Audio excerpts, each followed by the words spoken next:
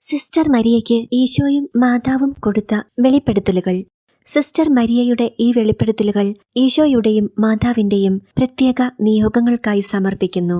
പ്രസാധകന്റെ കുറിപ്പ്. കർത്താവിൽ പ്രിയ സഹോദരങ്ങളെ, ഈശോ മിശിഹായ്ക്ക് സ്തുതിയായിരിക്കട്ടെ.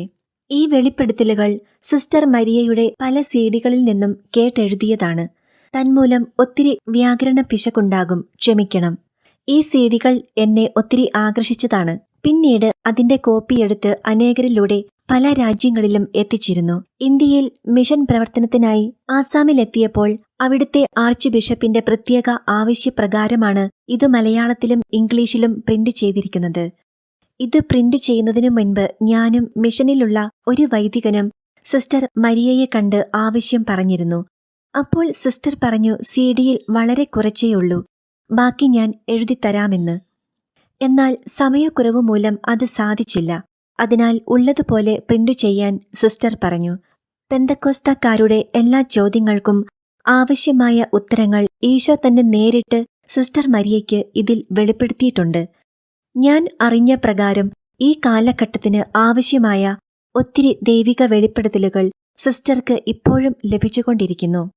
ദൈവം ഒരുക്കിയിരിക്കുന്ന സമയത്ത് അത് നമുക്ക് ലഭിക്കുന്നതിനായി പ്രാർത്ഥിക്കാം. ഈ പുസ്തകം ലോകമെങ്ങുമെത്തുവാൻ ദൈവം ആഗ്രഹിക്കുന്നു. ദൈവം നിങ്ങളെ അനുഗ്രഹിക്കട്ടെ. Brother AB George. കുറ്റിക്കൽ അച്ഛന്റെ സന്ദേശം. 4 നൂറ്റാണ്ടിലേറെ കത്തോലിക്ക സഭയെ സുധീരം നയിച്ച വിശുദ്ധ ജോൺ പോൾ രണ്ടാമൻ മാർപ്പാപ്പയുടെ വിശ്വാസ തീക്ഷ്ണതയ്ക്ക് മുൻപിൽ പ്രണമിച്ചുകൊണ്ട് ഈ എളിയ ഉപഹാരം തിരുസഭയ്ക്കായി സാദരം സമർപ്പിക്കുന്നു. ദിവ്യകാരുണ്യ ഈശോയ്ക്കും അവിടുത്തെ പരിശുദ്ധയായ അമ്മയ്ക്കും വത്സലരും പ്രിയപ്പെട്ടവരുമായ സഹോദരി സഹോദരന്മാരെ, 23-ാം സങ്കീർത്തനത്തിൽ ആനന്ദപൂർവ്വം നാം ഏറ്റുചൊല്ലുന്നു: കർത്താവെന്റെ ഇടയനാകുന്നു, എനിക്ക് ഒന്നിനും മുട്ടുണ്ടാകയില്ല. പച്ചയായ പുൽത്തകിടിയിൽ അവിടുന്ന് എന്നെ മേയ്ക്കും, പ്രശാന്തമായ ജലാശയത്തിലേക്ക് അവിടുന്ന് എന്നെ നയിക്കും. തന്റെ മണവാട്ടിയും ഭൗതിക ശരീരവും തന്റെ ആട്ടിൻപറ്റവുമായ തിരുസഭയെ കാലാകാലങ്ങളിൽ കരുതലോടെ പോറ്റി വളർത്തിക്കൊണ്ടിരിക്കുന്ന ആ നല്ല ഇടയൻ ലോകാവസാനത്തോളം ഞാൻ നിങ്ങളോട് കൂടി ഉണ്ടായിരിക്കുമെന്ന് നൽകിയ വാഗ്ദാനമനുസരിച്ച് സഭാതനയരുടെ വളർച്ചയ്ക്കും ഉയർച്ചയ്ക്കുമായി വേണ്ട എല്ലാ കാര്യങ്ങളും പരിപാലിച്ച് കരുതിയിരിക്കുന്നു. വിശുദ്ധനായ ജോൺ പോൾ രണ്ടാമൻ പാപ്പായെ ഈ കാലഘട്ടത്തിൽ മഹാദാനമായി അവിടുന്ന് നൽകി. നമുക്ക് അവിടത്തേക്ക് നന്ദി പറയാം. എന്നാൽ ഒരു ശരീരത്തിൽ പല അവയവങ്ങളുമുണ്ട്. തിരുസഭയാകുന്ന ശരീരത്തിൽ ശിരസിന്റെ സ്ഥാനത്താണ് പാപ്പ നിൽക്കുന്നതെങ്കിൽ ശരീരത്തിൽ കൈകളും കാലുകളും നാവും അധരങ്ങളുമെല്ലാമുണ്ട്. സഭാശരീരത്തിൽ തിരുസഭയുടെ പരിശുദ്ധ കുർബാനയിലും പരിശുദ്ധ അമ്മയിലും കൂദാശകളിലും പരിശുദ്ധ കത്തോലിക്ക വിശ്വാസത്തിലും സഭാതനയരെ ബലപ്പെടുത്തുവാൻ ശക്തിപ്പെടുത്തുവാൻ കർത്താവ് കനിവോടെ ഉയർത്തിയ അവിടുത്തെ ഒരു എളിയ ദാസിയാണ് നമ്മുടെ പ്രിയപ്പെട്ട സഹോദരി മരിയ. ദൈവം നമുക്ക് തന്ന ഒരു സ്നേഹ സമ്മാനമാണ് ഈ മകൾ. പരിശുദ്ധയായ അമ്മയോട് ചേർന്ന് ആ മകളെ സമർപ്പിച്ചുകൊണ്ട് തിരുസഭയെ ഓർത്ത് നമുക്ക് പറയാം: ആ എളിയ ദാസിയെ ദൈവം തൃക്കൺ പാർത്തു. ശക്തനായവൻ വലിയ കാര്യം ചെയ്തു. പ്രത്യേകമായ ദൈവശാസ്ത്ര പരിശീലനമോ വിശുദ്ധ ഗ്രന്ഥത്തിലുള്ള വൈദഗ്ധ്യമേറിയ പഠനങ്ങളോ ഒന്നുമില്ലാത്ത സാധാരണക്കാരിയായ ഒരു പെൺകുട്ടിയെ ദൈവം തിരഞ്ഞെടുത്തത് അവിടുത്തെ മഹത്വത്തിനു വേണ്ടിയാണ്. ഓശാന പെരുന്നാളിൽ ദൈവം തിരഞ്ഞെടുത്തത് ഒരു ആനയെയോ കുതിരയെയോ അല്ല, ഒരു കഴുതക്കുട്ടിയെയാണ്. പണിക്കാർ ഉപേക്ഷിച്ചു കളഞ്ഞ കല്ലിനെ അവിടുന്ന് മൂലക്കല്ലായി മാറ്റുന്നു. ഇതു കർത്താവിന്റെ പ്രവൃത്തിയാണ്. ഇത് നമുക്ക് ആശ്ചര്യമായി തോന്നാം. പ്രത്യേകമായ ദൈവശാസ്ത്ര പരിശീലനമൊന്നുമില്ലാതെ നമ്മുടെ ഈ സഹോദരി ആരാധനാക്രമ വ്യാഖ്യാതാക്കളായ വിശുദ്ധ എഫ്രേം, വിശുദ്ധ ബേസിൽ, വിശുദ്ധ തിയോഡോർ, വിശുദ്ധ നാർസിയോ, വിശുദ്ധ ആഗസ്തീനോസ്, വിശുദ്ധ അന്ത്രയോസ് എന്നീ സഭാപിതാക്കന്മാർ നൽകിയിരിക്കുന്ന ആരാധനാക്രമത്തിൽ പരിശുദ്ധ കുർബാനയ്ക്കു നൽകിയിരിക്കുന്ന ആധികാരിക വ്യാഖ്യാനങ്ങൾ അവയൊന്നും പഠിക്കുകയോ വായിച്ച് അറിയുകയോ ചെയ്തിട്ടില്ലാത്ത കർത്താവിന്റെ ഈ എളിയ ദാസിക്കാണ് ഈശോയും പരിശുദ്ധ അമ്മയും നേരിട്ട് വെളിപ്പെടുത്തിക്കൊടുത്തത്. എനിക്കും നിങ്ങൾക്കും ഈ കാലഘട്ടത്തിലെ സകലർക്കും വളരെ ലളിതമായ രീതിയിൽ മനസ്സിലാകത്തക്ക രീതിയിൽ ലഭ്യമാക്കിയിരിക്കുന്നത്. കൽക്കട്ടയിലെ ഒരു കോൺവെന്റിൽ 1.5 വർഷത്തോളം മൗനത്തിലും പ്രാർത്ഥനയിലും കഴിഞ്ഞ ശേഷം ചേർത്തലയിലെ ഫ്രാൻസിസ്കൻ കോൺവെന്റിലും 6 മാസത്തോളം മൗനത്തിലും പ്രാർത്ഥനയിലും കഴിഞ്ഞ ശേഷം ഈ ദിവ്യകാരുണ്യ വത്സരത്തിൽ ഇങ്ങനെയൊരു വലിയ ദൗത്യം ചെയ്യുവാൻ കർത്താവ് ഈ മകളെ പ്രത്യേകമായി നിയോഗിച്ചതിന് നമുക്ക് നന്ദി പറയാം. ഇനിയും കർത്താവ് ഇതുപോലുള്ള കാര്യങ്ങൾക്ക് ഈ മകളെ തുടർന്നും ഉപയോഗിക്കുവാനും അതുവഴി നമ്മുടെ ഈ കാലഘട്ടത്തിൽ ദൈവിക ജ്ഞാനം കൊണ്ട് സകലരും നിറയുവാൻ നമുക്ക് പ്രാർത്ഥിക്കാം. ഈ ദിവ്യകാരുണ്യ വർഷം ദിവ്യകാരുണ്യത്തെക്കുറിച്ച് പറയുന്നവരെയും അത് കേൾക്കുന്നവരെയും പരിശുദ്ധ കുർബാനയെക്കുറിച്ച് എഴുതുന്നവരെയും അത് വായിക്കുന്നവരെയും എല്ലാം ദൈവം സമൃദ്ധമായി അനുഗ്രഹിക്കുന്നു. കൃപയുടെ കോരിച്ചൊരിയൽ നടക്കുന്ന വർഷമാണിത്. ഈ ദിവ്യകാരുണ്യ വർഷത്തിന്റെ സമൃദ്ധമായ കൃപ വർഷിക്കപ്പെടുമ്പോൾ ആ കൃപയാൽ മനസ്സും ഹൃദയവും നനഞ്ഞു കുതിരുന്ന ഈ കാലഘട്ടത്തിൽ ഈ ദിവ്യകാരുണ്യ പ്രബോധനങ്ങൾ വിത്തുപോലെയും വളം പോലെയും എല്ലാ ഹൃദയങ്ങളിലും സമൂഹങ്ങളിലും എത്തിക്കുന്നതിന് ഈശോയ്ക്ക് എന്നെയും നിങ്ങളെയും ആവശ്യമുണ്ട്. അവിടുന്ന് ചോദിക്കുന്നു, ആര് എനിക്കായി പോകും? ആരെ ഞാൻ അയക്കും? ഇതാ ഞാൻ, എന്നെ അയച്ചാലും എന്ന് പറഞ്ഞുകൊണ്ട് കുറേ സഹോദരങ്ങൾ കർത്താവിന്റെ കൃപയാൽ മുന്നോട്ട് വന്നപ്പോഴാണ് ഈ സിഡിയും പുസ്തകവും നമുക്ക് ലഭ്യമായിരിക്കുന്നത്. അത് നിർമ്മിച്ചവരെയും അതിനായി പ്രവർത്തിച്ചവരെയും അത് പ്രചരിപ്പിക്കുന്നവരെയും അവരുടെ തലമുറകളെയും ദിവ്യകാരുണ്യ ഈശോ തന്റെ അമ്മയോട് ചേർന്ന് സമൃദ്ധമായി അനുഗ്രഹിക്കട്ടെ എന്ന് ആശംസിക്കുകയും പ്രാർത്ഥിക്കുകയും ചെയ്യുന്നു. ആമേൻ. Father George Kuttikkal, Divyakarunyashramam, Malayattoor. യഥാർത്ഥ പെന്തക്കുസ്ത. പ്രാർത്ഥന.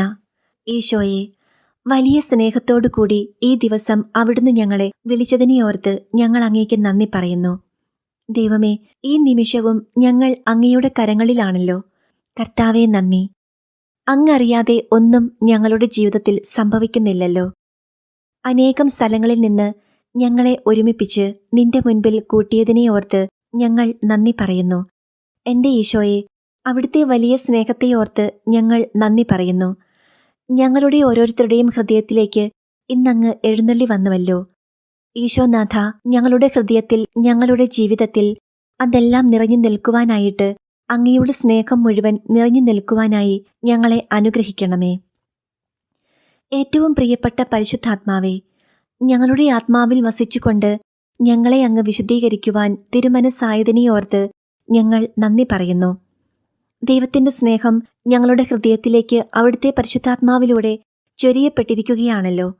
ആ സ്നേഹം ഞങ്ങളുടെ ഹൃദയത്തിൽ നിറഞ്ഞു കവിഞ്ഞ് അത് പുറത്തേക്കൊഴുകി മറ്റുള്ളവർക്ക് ജീവൻ പകരുന്നതായി തീർക്കണമേ എന്ന് പ്രാർത്ഥിക്കുന്നു. ഞങ്ങളുടെ ജീവിതത്തെ മറ്റുള്ളവർക്ക് ജീവനുള്ളതാക്കി തീർക്കുന്ന പ്രാർത്ഥന നിറഞ്ഞതാകുവാൻ, പ്രവൃത്തിയുള്ളതായിരിക്കുവാൻ അവിടുന്ന് ഞങ്ങളെ അനുഗ്രഹിക്കണമേ. പരിശുദ്ധ അമ്മേ മാതാവേ, അങ്ങയുടെ വിലയേറിയ സ്നേഹത്തെയോർത്ത്, സാന്നിധ്യത്തെയോർത്ത്, മധ്യസ്ഥതയെയോർത്ത് എല്ലാം ഞങ്ങൾ നന്ദി പറയുന്നു. അമ്മേ, ഇപ്പോഴും ഞങ്ങൾക്കു വേണ്ടി പ്രാർത്ഥിച്ച് ഞങ്ങളുടെ കൂടെയായിരിക്കുന്നതിനെയോർത്ത് ഞങ്ങൾ നന്ദി പറയുന്നു. ഈ ശുശ്രൂഷകളിലെല്ലാം അമ്മയുടെ സാന്നിധ്യം ഞങ്ങൾ അറിയുന്നു. നന്ദി പറയുന്നു. അമ്മേ, സകല വിശുദ്ധന്മാരെ, മാലാഖമാരെ, നിങ്ങളും ഞങ്ങൾക്കു വേണ്ടി പ്രാർത്ഥിക്കണമേ. നല്ല ഈശോയെ, ഈ ജനത്തിന് അല്പമെങ്കിലും നൽകുവാൻ എൻ്റെ പക്കൽ ഒന്നുമില്ലെന്ന് അവിടുന്ന് അറിയുന്നുണ്ടല്ലോ. ഈ ജനം മുഴുവൻ നിരന്തരം അങ്ങയോട് കൂടെയാണു താനും. കർത്താവെ, ഇവർക്ക് നൽകുവാൻ എൻ്റെ പക്കലുള്ളത് ഞാൻ അങ്ങേക്ക് നൽകുന്നു. ഈശോയെ, അങ്ങ് എന്നോട് ആവശ്യപ്പെട്ടല്ലോ നിന്റെ പക്കലുള്ളത് തരാൻ. എൻ്റെ പക്കൽ അങ്ങ് എനിക്ക് തന്ന ഈ ജീവിതമല്ലാതെ ഒന്നുമില്ല.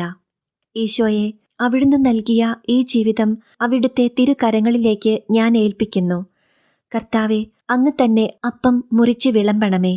ഈശോയെ, അങ്ങ് തന്നെ വചനം അവിടുന്ന് പങ്കുവച്ച് കൊടുക്കണമേ.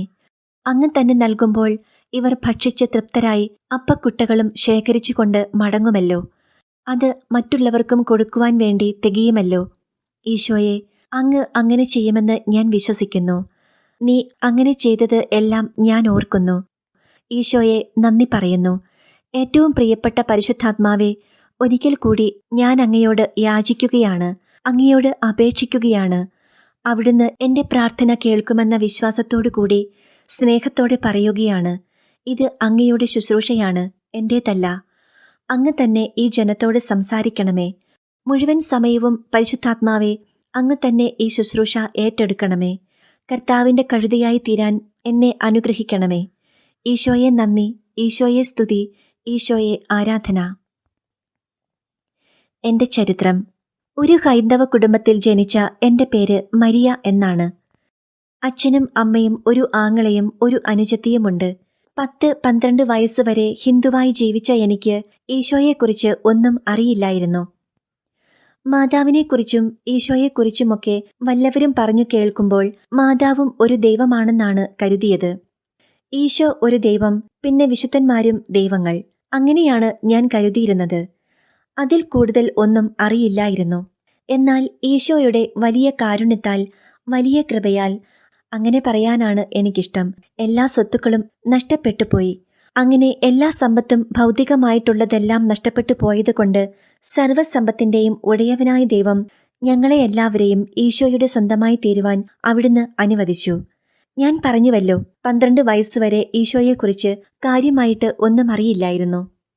പേര് കേട്ടിട്ടേയുള്ളൂ. എന്നാൽ 10-14 വയസ്സായപ്പോൾ എല്ലാം നഷ്ടപ്പെട്ടു പോയതുകൊണ്ട്, സമ്പത്ത് എല്ലാം നശിച്ചു പോയതുകൊണ്ട് ഞങ്ങൾ ഹൈറേഞ്ചിലേക്ക് സ്ഥലം മാറിപ്പോയി.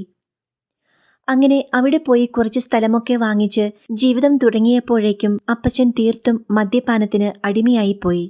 കാരണം നഷ്ടപ്പെട്ടു പോയ സമ്പത്തുകളെല്ലാം തിരിച്ചു കിട്ടുകയില്ലല്ലോ എന്ന ചിന്തയിൽ നിന്ന് പിന്നെ നിയന്ത്രിക്കാൻ വയ്യാത്ത മദ്യപാനത്തിന് അടിമയായി തീർന്നു. അങ്ങനെ വന്നതുകൊണ്ട് അവിടെയുണ്ടായിരുന്ന സ്ഥലവും ഏറെ താമസിയാതെ മുഴുവൻ വിറ്റു. പിന്നെ വാടക വീട്ടിലായി താമസം. ആ നാളുകളിൽ എൻ്റെ വിദ്യാഭ്യാസം അവസാനിച്ചു. ഞാൻ 6ാം ക്ലാസ് വരെ പഠിച്ചു. പഠനം അവസാനിപ്പിച്ചു. ഹൈറേഞ്ചിൽ ഞങ്ങൾ താമസിച്ചിരുന്ന പ്രദേശത്തുണ്ടായിരുന്ന ജനങ്ങളുടെ ജീവിത രീതി അനുസരിച്ച് ഈറ്റ വെട്ടിയും പരമ്പു നെയ്തുമൊക്കെയാ ജീവിതം. വനത്തിൽ പോയി ഈറ്റ വെട്ടണം, പരമ്പു നെയ്യണം, അത് അടുത്തുള്ള കടയിൽ കൊടുക്കണം. അങ്ങനെ വീട്ടിലെ കാര്യങ്ങൾ ഞാൻ തന്നെ നോക്കുവാൻ തുടങ്ങി. അമ്മ അപ്പോഴേക്കും രോഗിയായി തുടങ്ങി. അമ്മയ്ക്ക് ഒത്തിരി വലിയ ജോലിയൊന്നും ചെയ്യാൻ പറ്റത്തില്ല. ഇളയവർ 2 പേരും പഠിക്കുകയാണ്. ഇങ്ങനെ 2-3 വർഷം കഴിഞ്ഞുപോയി.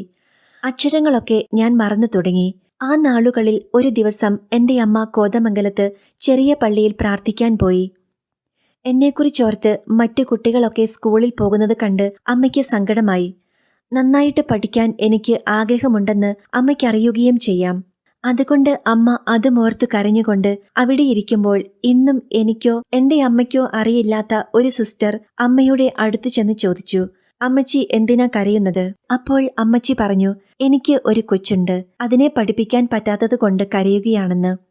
ആ സിസ്റ്റർ ഒരു അഡ്രസ് എഴുതി കൊടുത്തിട്ട് പറഞ്ഞു, "സ്കൂൾ തുറന്നെങ്കിലും സാരമില്ല, ചേച്ചി ചെന്ന് അന്വേഷിച്ചു നോക്ക്. ഇത് ഒരു ബാലഭവന്റെ അഡ്രസ്സാണ്. സിസ്റ്റർമാർ നടത്തുന്ന ഒരു സ്ഥലമാണ്. സമ്പത്തില്ലാത്ത വീട്ടിലെ കുട്ടികളെ പഠിപ്പിക്കുമെന്ന് പറഞ്ഞു." അങ്ങനെ അമ്മച്ചി ആ സിസ്റ്റർ കൊടുത്ത അഡ്രസ്സ് കൊണ്ട് ആ സ്ഥാപനത്തിൽ ചെന്നു. അങ്ങ് വാഴക്കുളത്തുള്ള ഒരു ബാലഭവനത്തിലാണ്.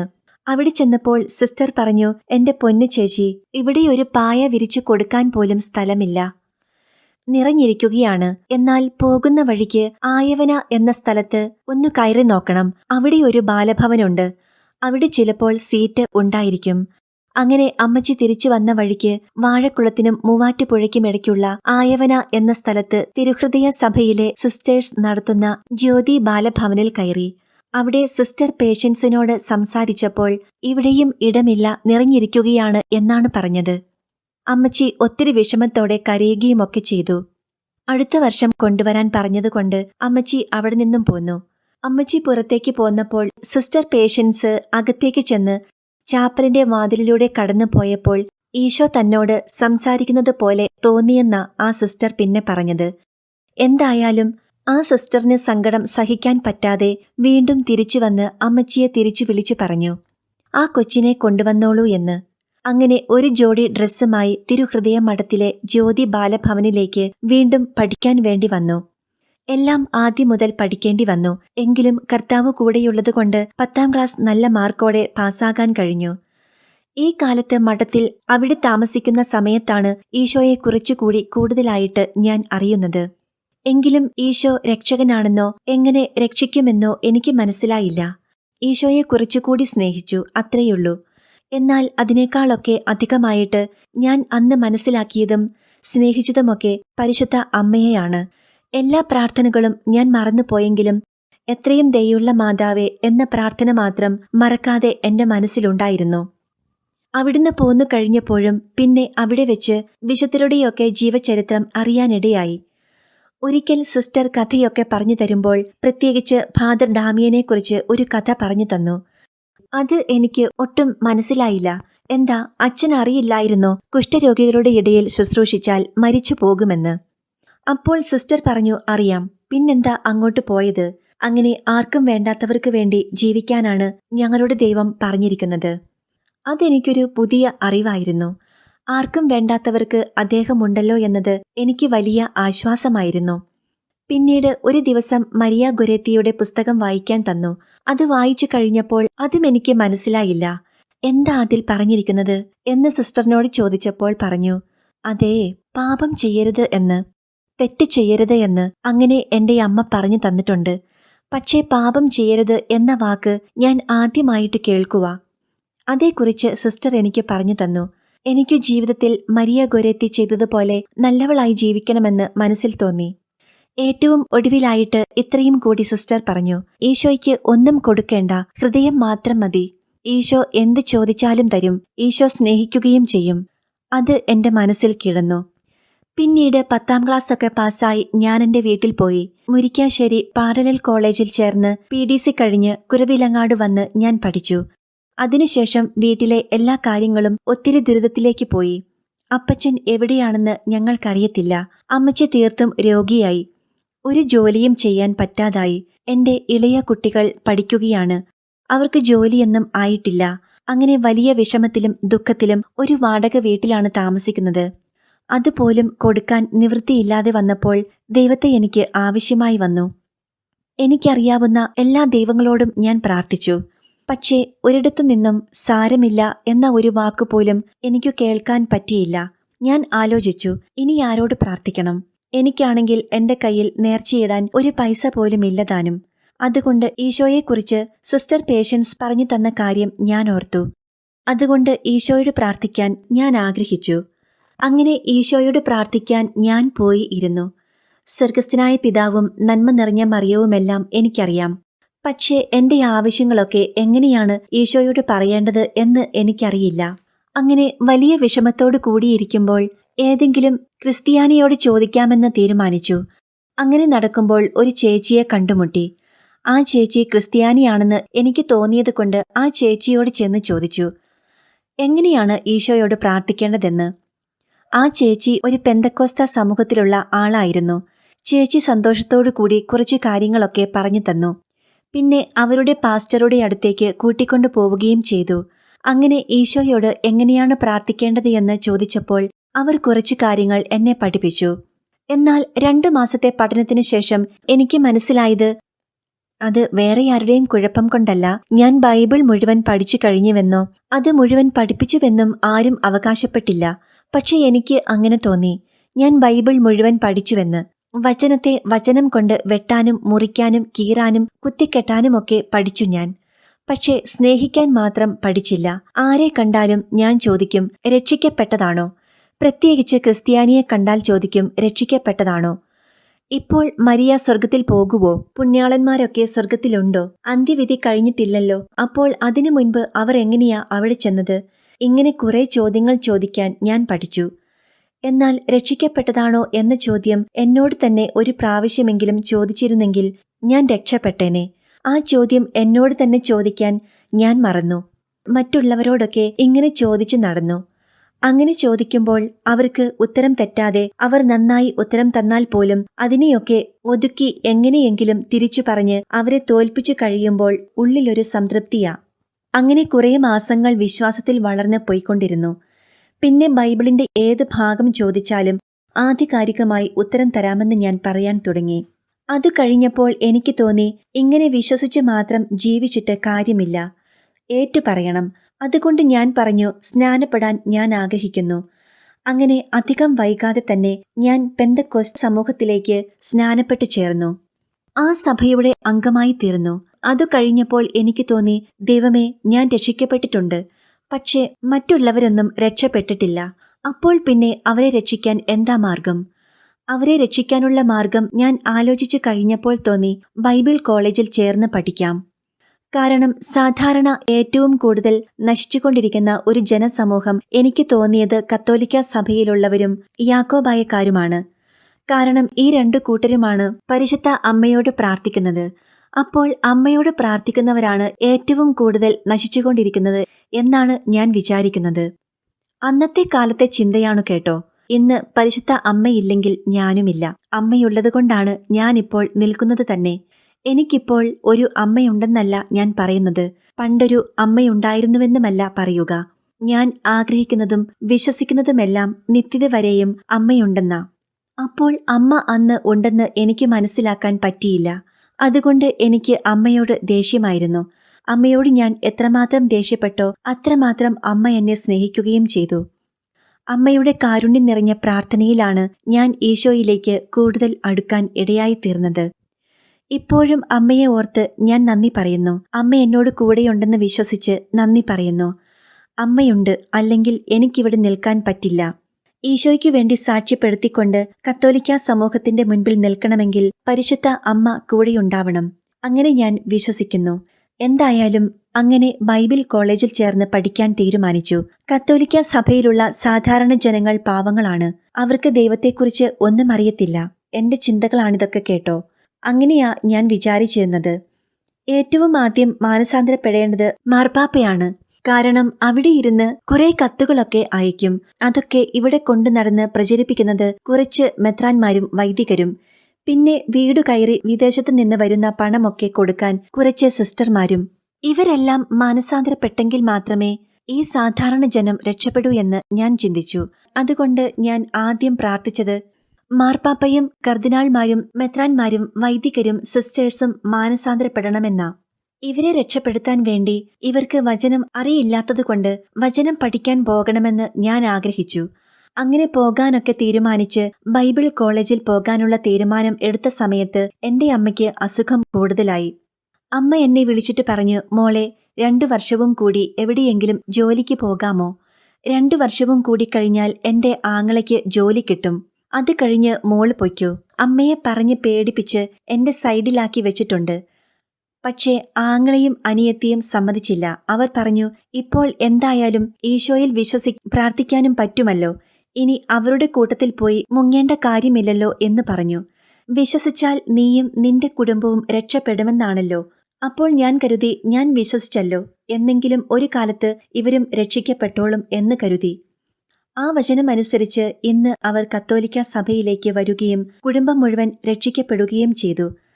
അന്ന് ഞാൻ ചിന്തിച്ചിരുന്നത് വേറെ തരത്തിലായിരുന്നുവെന്ന് മാത്രം.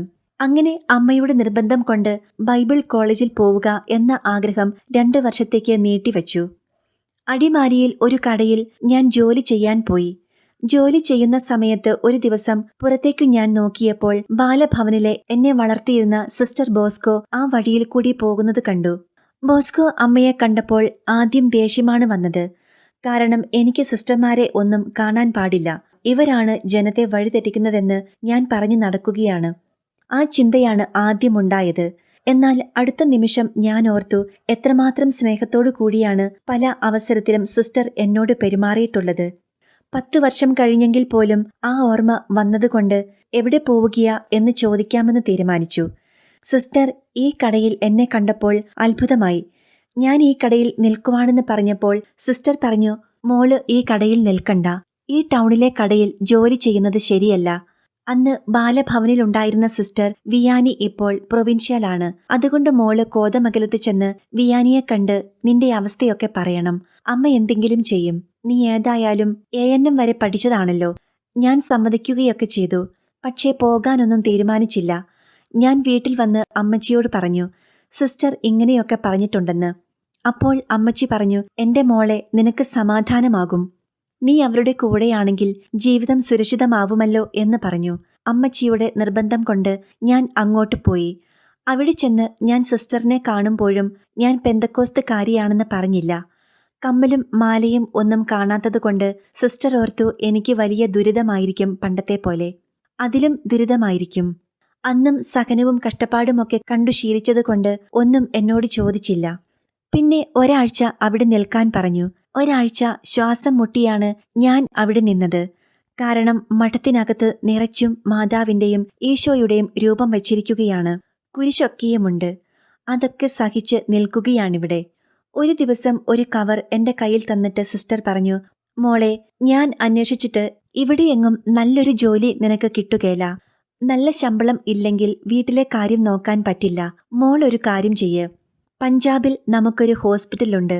ഞാൻ നിന്നെ അങ്ങോട്ടയക്കാൻ പോവുകയാ. നാളെ കഴിഞ്ഞ് 2 സിസ്റ്റർമാർ ഇവിടെ നിന്ന് പോകുന്നുണ്ട്. അവരുടെ കൂടെ പോകാനുള്ള ടിക്കറ്റ് എടുത്തിട്ടുണ്ട്. അത്യാവശ്യം പൈസയും ഈ കവറിലുണ്ട്. ഇന്ന് വീട്ടിൽ പോയി യാത്ര പറഞ്ഞിട്ട് പോരാൻ പറഞ്ഞു. അത് എനിക്ക് അംഗീകരിക്കാൻ പറ്റിയില്ല. കാരണം എന്നോട് അനുവാദം ചോദിക്കാതെ ടിക്കറ്റ് എടുത്തിട്ട് അങ്ങോട്ട് പോകണമെന്ന് പറഞ്ഞ് എന്റെ മുൻപിൽ വന്നിരിക്കുകയാ.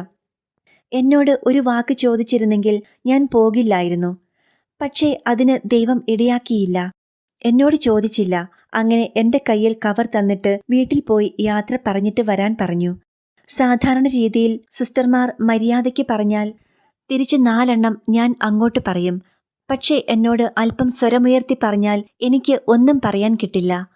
ആ സമയത്ത് സിസ്റ്റർ എന്നോട് അധികാരത്തോടു കൂടിയാണ് പറഞ്ഞത്. അതുകൊണ്ട് എനിക്ക് ഒന്നും പറയാൻ കിട്ടിയില്ല. എന്റെ മനസ്സിൽ ഞാൻ പറയുന്നുണ്ട് പോവില്ല എന്ന്. പക്ഷേ വായിൽ നിന്നും സ്വരം പുറത്തേക്കു വരുന്നില്ല. അങ്ങനെ ഞാൻ വീട്ടിൽ പോയി അമ്മച്ചിയോട് പറഞ്ഞു. അമ്മച്ചിക്ക് ഇത് കേട്ടപ്പോൾ സമാധാനമായി. 2 വർഷം നീ സുരക്ഷിതമായിരിക്കുമല്ലോ. എനിക്ക് സമാധാനമായി. അങ്ങനെ അമ്മച്ചി എന്നെ പറഞ്ഞു വിട്ടു.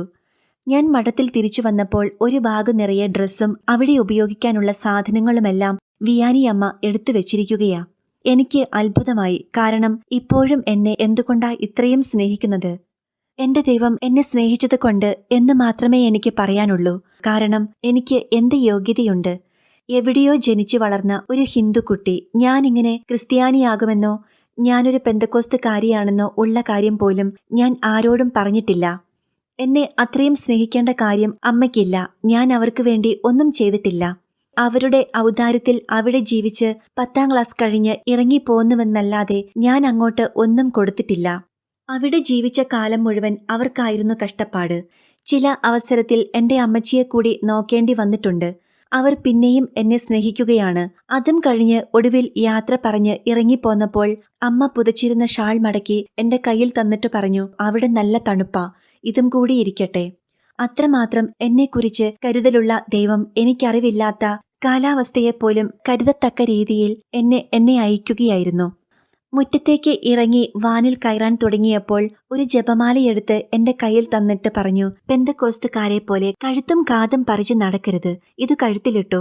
അത്രയും നേരമുള്ള കാര്യങ്ങളൊക്കെ സഹിക്കാൻ പറ്റി. പക്ഷേ ഈ ജപമാല എനിക്ക് സഹിക്കാൻ പറ്റാത്ത കാര്യമാണ്. ബാക്കിയൊക്കെ എന്നെ ബാധിക്കുന്നതല്ല, മനസ്സിൽ വിഷമമുണ്ടാക്കിയെന്നേയുള്ളൂ. ഒന്നാമത് എനിക്ക് മാതാവിനെ സഹിക്കാൻ പറ്റില്ല. മാതാവെന്ന് പറയില്ല ഞാൻ, മറിയമെന്നേ പറയത്തുള്ളൂ. മറിയം ആണേൽ അന്നത്തെ എന്റെ ചിന്തയനുസരിച്ച് പള്ളിവാതിൽക്കൽ കർത്താവിന്റെ അടുത്തേക്ക് ആരും വരാതെ വഴിയിൽ പിടിച്ചു നിർത്തുന്ന സാധനമാ. അപ്പോൾ പിന്നെ മാതാവിനെ എങ്ങനെ അംഗീകരിക്കാൻ പറ്റും? ഈ ജപമാല കഴുത്തിലിടാൻ പറ്റുമോ? അങ്ങനെ വിഷമിക്കുകയാണ്. ദൈവത്തിന് കിട്ടേണ്ട സ്നേഹം വഴിയിൽ നിന്നേ വാങ്ങിച്ചെടുക്കുകയാണ്. അതുകൊണ്ട് അമ്മയെ ഒട്ടും കാണാൻ പറ്റുകേല. ഈ അമ്മയോട് ജപമാല കഴുത്തിലിടാൻ പറയുമ്പോൾ ഇത് എനിക്ക് വിഗ്രഹമാണ്. അതിന്റെ അറ്റത്ത് വിഗ്രഹം, കുരിശ് എനിക്ക് വിഗ്രഹമാണ്. അപ്പനെ ആരെങ്കിലും കത്തിക്ക് കുത്തിക്കൊന്നാൽ പിന്നെ ആ കത്തി ആരെങ്കിലും കഴുത്തിൽ തൂക്കിയിട്ട് നടക്കുമോ എന്നാണ് എന്റെ ചോദ്യം. അതുകൊണ്ട് ഇത് എനിക്ക് സഹിക്കാൻ പറ്റത്തില്ല. ഞാനത് മേടിക്കാൻ വിഷമിച്ചു നിന്നപ്പോൾ എന്റെ കയ്യിൽ തന്നിട്ട് പറഞ്ഞു, ഇത് ആ കഴുത്തിലേക്കിട്ടെ. അങ്ങനെ പറഞ്ഞാൽ എനിക്ക് ഇടാതിരിക്കാൻ പറ്റത്തില്ല. അതുകൊണ്ട് ഞാൻ വളരെ വിഷമിച്ച് അത് കഴുത്തിലിട്ടു. ഈ നിമിഷം ഞാൻ ഈശോയോട് പറഞ്ഞു, എന്റെ കർത്താവേ, എന്റെ രക്ഷ തൽക്കാലം നഷ്ടപ്പെട്ടു പോയി. ഇനി ഒരവസരം കിട്ടിയാൽ ആദ്യം ഇത് വലിച്ചു പൊട്ടിച്ചിട്ട് നിന്നോട് പ്രാർത്ഥിക്കാം. പിന്നെ പ്രാർത്ഥിക്കണം എന്ന് തോന്നുമ്പോൾ ഇത് ഊരി കയ്യിൽ പിടിക്കും. പിന്നെ പ്രാർത്ഥിച്ചതിനു ശേഷം കഴുത്തിലിടും. അങ്ങനെ ട്രെയിനിൽ ഇരിക്കുമ്പോൾ ഞാൻ വിചാരിച്ചു, കർത്താവെന്നെ ഹിന്ദി പഠിപ്പിക്കാൻ കൊണ്ടുപോകുകയായിരിക്കും. ഹിന്ദിയൊക്കെ പഠിച്ച് ഇന്ത്യയുടെ ഒരു ഭാഗം തൊട്ട് മാനസാന്തരപ്പെടുത്തി ഇങ്ങോട്ട് പോരാനായിരിക്കും. അങ്ങനെ വിചാരിച്ചു. അവിടെ ചെന്ന് സിസ്റ്റർമാരോടൊക്കെ പറയണം, എല്ലാവരെയും മാനസാന്തരപ്പെടുത്തണം. അങ്ങനെയൊക്കെ ചിന്തിച്ച് ഇത് കർത്താവിന്റെ പദ്ധതിയാണ് എന്നോർത്താ ആശ്വസിക്കുന്നത്. എന്നാൽ ഇത് ദൈവത്തിന്റെ പദ്ധതിയായിരുന്നു. പക്ഷേ ഞാൻ ചിന്തിക്കുന്ന രീതിയിലുള്ള പദ്ധതിയായിരുന്നില്ല. ഏതായാലും ഞാൻ അവിടെ ചെല്ലുന്നതിന് മുൻപ് തന്നെ എന്റെ കർത്താവ് അവിടെ ചെന്നു. എനിക്ക് ഞാൻ ചെയ്യേണ്ട ഡ്യൂട്ടിയൊക്കെ അവിടെ പോയി ലിസ്റ്റ് എഴുതി വയ്ക്കുകയും ചെയ്തു. അതുകൊണ്ട് ഞാൻ ചെന്നയുടനെ വാർഡിലുണ്ടായിരുന്ന സിസ്റ്റർ പറഞ്ഞു, ഇങ്ങനെയൊരു കുട്ടി വരുന്ന കാര്യം ഒരാഴ്ച മുൻപ് തന്നെ പ്രൊവിൻഷ്യൽ അമ്മ വിളിച്ചു പറഞ്ഞിരുന്നു. അതുകൊണ്ട് മോളുടെ ഡ്യൂട്ടി ഇട്ടിട്ടുണ്ട്. നഴ്സറിയിലാണ്. ലേബർ റൂമിലും വല്ലപ്പോഴും പോയി സഹായിച്ചോളൂ. ഈ 2 സ്ഥലത്തും ഭാഷയുടെ ആവശ്യമില്ല. നഴ്സറിയിൽ കുഞ്ഞുങ്ങൾ ജനിച്ചാലുടൻ എന്തെങ്കിലും രോഗമുണ്ടെങ്കിൽ കൊണ്ടുവന്ന് കിടത്തുന്ന സ്ഥലം. അവിടെയും ഒരു ഭാഷയുടെയും ആവശ്യമില്ല. കുഞ്ഞുങ്ങൾ കരയുമ്പോൾ ഇത്തിരി വെള്ളം കൊടുത്താൽ മാത്രം മതി. അതിന് ഭാഷ വേണ്ടല്ലോ. പിന്നെ ലേബർ റൂമിൽ രോഗികൾ വേദനിച്ചു കിടന്ന് കരയുമ്പോൾ സാരമില്ല എന്ന് പറയാൻ പഠിച്ചാൽ മതി. അതിന് ഭാഷ വേണ്ടല്ലോ, 2-3 വാക്കുകളുടെ ആവശ്യമേയുള്ളൂ. ഇങ്ങനെ എന്റെ കർത്താവ് എനിക്ക് ഡ്യൂട്ടി ഇട്ടു തന്നു. 6 മാസം ഞാൻ അവിടെ പിടിച്ചു നിന്നു. 6 മാസം കഴിഞ്ഞപ്പോൾ ഞാൻ തീരുമാനിച്ചു, ഇനി എന്തായാലും തിരിച്ചു പോയേക്കാം. ഇവിടെ ജീവിച്ചിട്ട് കാര്യമൊന്നുമില്ല. അവിടുത്തെ ഒരു രീതിയാണ് കുർബാനയ്ക്ക് എല്ലാ ദിവസവും പോകണമെന്നുള്ളത്. അങ്ങനെ കുർബാനയ്ക്ക് പോയാൽ പള്ളി നിറയെ വിഗ്രഹമാണ്. ഞാൻ തല കുനിച്ചു നിൽക്കുകയേ ഉള്ളൂ, നേരെ നോക്കില്ല. കുനിഞ്ഞു നിൽക്കും. ബലിയർപ്പണം നടക്കുന്ന സമയം മുഴുവൻ ഞാൻ പ്രാർത്ഥിക്കും, കർത്താവേ, ഇവരെന്താ ചെയ്യുന്നത്? ഇവർ ചെയ്യുന്നത് എന്താണെന്ന് ഇവർക്കറിയില്ല. ഇവരോട് ക്ഷമിക്കണമേ എന്ന്. എന്റെ നോട്ടത്തിൽ അച്ഛനടക്കം മുഴുവൻ തെറ്റാണ്. അവിടെ പൗരോഹിത്യമില്ല. ദൈവാലയത്തിൽ തുണി കീറിയ ദിവസം പൗരോഹിത്യം തീർന്നു. അപ്പോൾ പിന്നെ പുരോഹിതനില്ല. പിന്നെ ഈ കാണിക്കുന്നത് മുഴുവൻ തെറ്റാണ്. ഓർമ്മയ്ക്ക് വേണ്ടി ചെയ്യാൻ പറഞ്ഞിട്ട് ജീവനുള്ള ശരീരമെന്ന് പറഞ്ഞ് ഗോതമ്പപ്പം എടുത്തു തരുക. ഇതൊക്കെ എനിക്ക് സഹിക്കാൻ പറ്റുവോ? അങ്ങനെ വലിയ വിഷമത്തോടു കൂടി നിന്ന് കുർബാന കഴിഞ്ഞാൽ ഏറ്റവും ആദ്യം പുറത്തിറങ്ങുന്നത് ഞാനായിരിക്കും. അങ്ങനെ വിഷമിച്ച് 6 മാസമായി. 6 മാസം കഴിഞ്ഞപ്പോഴേക്കും വലിയ സങ്കടമായി. എനിക്ക് ഒരു കൂട്ടായ്മയില്ല. പെന്തക്കോസ്തുകാരോടൊന്നും എനിക്ക് പറയാനും പറ്റിയില്ല. ആ ദിവസങ്ങളിൽ വികാരി അച്ഛനെ പരിചയപ്പെട്ടു. മാത്യു പാലച്ചുവട്ടിൽ അച്ഛനായിരുന്നു അവിടുത്തെ മാനേജരും കുർബാന ചൊല്ലുന്ന അച്ഛനുമൊക്കെ. അച്ഛനോട് ഞാൻ വളരെ നിഷ്കളങ്കമായിട്ട് ചില ചോദ്യങ്ങളൊക്കെ ചോദിച്ചു. ഞാൻ പഠിച്ചു വച്ച ചോദ്യങ്ങളൊക്കെയാണ് ചോദിക്കുന്നത്. അച്ഛൻ അവിടുത്തെ സെമിനാരിയിലെ റെക്ടർ അച്ഛനാണ്. അദ്ദേഹം വളരെ മനോഹരമായിട്ട് വളരെ നല്ല ഉത്തരങ്ങൾ തരും. പക്ഷേ ഈ ഉത്തരങ്ങളൊന്നും ഞാൻ കേൾക്കുകയില്ല. അച്ഛൻ ഉത്തരം പറഞ്ഞുകൊണ്ടിരിക്കുന്ന സമയത്ത് എന്റെ ചിന്ത ഇതു കഴിഞ്ഞ് അടുത്ത ചോദ്യം കൊടുക്കാൻ പറ്റിയത് എന്താണെന്നാ. അടുത്ത ദിവസവും പിന്നെയും കുറെ ചോദ്യം ചോദിക്കും. കുറെ ദിവസം കഴിഞ്ഞപ്പോൾ അച്ഛന് തന്നെ സംശയമായി. മോളെ, നീ എന്താ ഒരുമാതിരി പെന്തക്കോസ്തുകാരെ പോലെ ചോദ്യം ചോദിക്കുന്നത്? എന്തായാലും ഈ സൈസ് ചോദ്യങ്ങൾക്ക് ഞാൻ ഉത്തരം തരില്ല. എന്നാൽ എന്റെ ദൈവം ഒരു ദിവസം നിന്നോട് സംസാരിക്കും. അപ്പോൾ ഞാൻ ഓർത്തു അച്ഛൻ തോറ്റു. അതുകൊണ്ട് അച്ഛന് ഉത്തരം കിട്ടാഞ്ഞിട്ട് പറഞ്ഞതാ. ദൈവം നേരിട്ട് വന്ന് മനുഷ്യരോട് സംസാരിക്കുവോ? അങ്ങനെയൊന്നും നടക്കുന്ന കാര്യമല്ല. അച്ഛനെയും തോൽപ്പിച്ചു ഞാൻ. വലിയ റെക്ടറാണെന്നൊക്കെ പറഞ്ഞിട്ട് അച്ഛനെ തോൽപ്പിച്ചല്ലോ എന്നോർത്ത് വലിയ സന്തോഷമായി. പക്ഷേ അച്ഛൻ ഹൃദയത്തിൽ നിന്ന് പറഞ്ഞതാ. അച്ഛനെ അംഗീകരിക്കാൻ പറ്റാത്ത അഹങ്കാരമാണ് എന്റെ മനസ്സിൽ. എങ്കിലും എന്നോട് അച്ഛന് ദേഷ്യമൊന്നുമില്ല. പിറ്റേ ദിവസം എന്നോട് ചോദിച്ചു, എന്താ മോളെ വിശേഷം? സുഖമാണോ? സുഖമാണച്ഛാ. ഹോസ്പിറ്റലിന്റെയും മഠത്തിന്റെയും പള്ളിയുടെയും മുറ്റം ഒന്നാണ്. അവിടെ നിൽക്കുമ്പോൾ ഞാൻ അച്ഛനോട് പറഞ്ഞു, കല്ലിന്മേൽ കല്ല് ശേഷിക്കാതെ സകലതും തകർക്കപ്പെടും. ആശുപത്രിയും മഠവും പള്ളിയുമെല്ലാമാണ് ഞാൻ ഉദ്ദേശിച്ചതെന്ന് അച്ഛന് മനസ്സിലായി. എന്റെ മോളെ, കർത്താവിന്റെ കല്ല്, കർത്താവിന്റെ മണ്ണ്, കർത്താവിന്റെ തടി അവന്റെ ആൾക്കാർ പണിതു വെച്ചത്. അവൻ ഇതെല്ലാം തട്ടി താഴെയിടണമെന്ന് അവന് തോന്നിയാൽ എനിക്കെന്ത് ചെയ്യാൻ പറ്റും? അഥവാ അവൻ തട്ടി താഴെയിട്ടാൽ ഞാൻ കരഞ്ഞൊന്നും നടക്കാൻ പോകുന്നില്ല. അതൊക്കെ തമ്പുരാന്റെ ഇഷ്ടം പോലെ നടക്കട്ടെ എന്ന് പറഞ്ഞു. നീ അതൊന്നും ഓർത്ത് വിഷമിക്കണ്ട. പിറ്റേ ദിവസവും ഞാൻ അച്ഛനെ കണ്ടു. അപ്പോഴും പിണക്കമൊന്നുമില്ല. എന്തുണ്ട് മോളെ വിശേഷമെന്ന് ചോദിച്ചു. ഇങ്ങനെ തുടർന്നപ്പോൾ പിന്നെയും വിഷമമായി. അച്ഛൻ തർക്കിക്കാൻ നിൽക്കുന്നില്ലല്ലോ. സിസ്റ്റർമാരോട് പറയാമെന്ന് വിചാരിച്ചപ്പോൾ അവർക്കൊന്നും നേരമില്ല. രാവും പകലും അവർ അധ്വാനത്തിലാ. അതുകൊണ്ട് ഞാൻ അവിടുത്തെ മദറിനെ പോയി കണ്ടു. മദറിനെ കണ്ടു ചോദിച്ചു, എനിക്കൊരു പുസ്തകം വായിക്കാൻ തരാമോ എന്ന്. മദർ എന്നെ ലൈബ്രറിയിൽ കൂട്ടിക്കൊണ്ടുപോയി. വലിയ ലൈബ്രറി, ഇഷ്ടംപോലെ പുസ്തകം. കയറി ചെന്നപ്പോഴേ കണ്ടു വോളിയം 1, വോളിയം 2, വോളിയം 3 ഇങ്ങനെ എഴുതി വച്ചിരിക്കുക. വലിയ പുസ്തകമാ, ഇത് വായിക്കണ്ട. കുറച്ച് ചെറിയ പുസ്തകം വായിക്കാം എന്ന് വിചാരിച്ചു. വീണ്ടും കയറി വന്നപ്പോൾ എന്നും ആദ്യം കാണുന്നത് ഈ വലിയ പുസ്തകമാ. ആദ്യം കാണുന്നത് ഈ വലിയ പുസ്തകമായതുകൊണ്ട് ഒരു ദിവസം വിചാരിച്ചു, ഇന്ന് ഈ പുസ്തകം എടുത്തു നോക്കാം. ആദ്യം ഇരുന്ന് വോളിയം 1 എന്നെഴുതിയ പുസ്തകം എടുത്തു നോക്കി. ഇതുവരെ കണ്ടിട്ടും കേട്ടിട്ടുമില്ലാത്ത പുസ്തകം. ഒരു സ്ത്രീ, മരിയ വാൾത്തോർത്ത. ആ സ്ത്രീ എഴുതിയ ദൈവമനുഷ്യന്റെ സ്നേഹഗീതയുടെ 1ാം വാല്യമാണ് കിട്ടിയത്. തുറന്നപ്പോൾ തന്നെ മാതാവിനെക്കുറിച്ച് എന്തൊക്കെയോ അതിനകത്ത് എഴുതിയിരിക്കുന്നു. സന്തോഷമായി. മാതാവിനോടുള്ള ഭക്തി കൊണ്ടല്ല, മാതാവിനെ വെട്ടാനുള്ള എന്തെങ്കിലും കിട്ടുമെന്നുള്ള സന്തോഷമാണ്. അതുകൊണ്ട് ഇതിനകത്ത് നിന്ന് പുതിയ ഒരു പോയിന്റ് കിട്ടിയിട്ട് വേണം അത് തെറ്റാണെന്ന് സ്ഥാപിക്കാൻ. അതാണെന്റെ ലക്ഷ്യം. അതുകൊണ്ട് ഭക്തിപൂർവം എടുത്തുകൊണ്ടുവന്നു. ഒരു ദിവസം വൈകുന്നേരം കാപ്പിക്കുടിയൊക്കെ കഴിഞ്ഞ് ഞാൻ വായിക്കാനിരുന്നു. ബുക്കും പേനയുമൊക്കെ എടുത്തുവെച്ചു. മാതാവിന് എതിരായിട്ടുള്ള എന്തെങ്കിലും കണ്ടുപിടിക്കണം. ബുക്കിൽ എഴുതിവെച്ച ഒരു ഭാഗം ബൈബിളിൽ കണ്ടുപിടിക്കണം. മാതാവിനെക്കുറിച്ചൊന്നും ആയിരിക്കില്ല ബൈബിളിൽ കണ്ടുപിടിക്കുന്നത്. ഒരു പക്ഷേ ബൈബിളിൽ സാത്താനെക്കുറിച്ച് പറഞ്ഞതായിരിക്കാം കാണുന്നത്. അത് എടുത്തു വച്ചിട്ട് മാതാവിനെക്കുറിച്ചാണെന്ന് തർക്കിച്ച് ജയിക്കണം. പിന്നെ എന്റെ ബുദ്ധിയും പ്രയോഗിക്കണം. അങ്ങനെ വളരെ വിഷമിച്ചിട്ടാണ് ഒരു വചനം വെട്ടാൻ പഠിക്കുന്നത്. കഷ്ടപ്പെടാൻ എനിക്ക് മനസ്സാണ്, കാരണം ആൾക്കാരെ രക്ഷപ്പെടുത്തണ്ടേ. അങ്ങനെ പുസ്തകവും പേനയും എടുത്തു വച്ചിട്ട് ഞാൻ വായിക്കാൻ തുടങ്ങിയപ്പോൾ എഴുതാൻ മറന്നുപോയി. പുസ്തകം മുഴുവൻ ആ രാത്രിയിൽ തന്നെ വായിച്ചു കഴിഞ്ഞു. ഉറങ്ങിയതേയില്ല.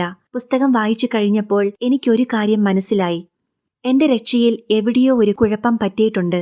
ഒന്നുകിൽ ഞാൻ ഇതുവരെ അറിഞ്ഞതാണ് സത്യം, അല്ലെങ്കിൽ ഇനി അറിയാനിരിക്കുന്നതാണ് സത്യം.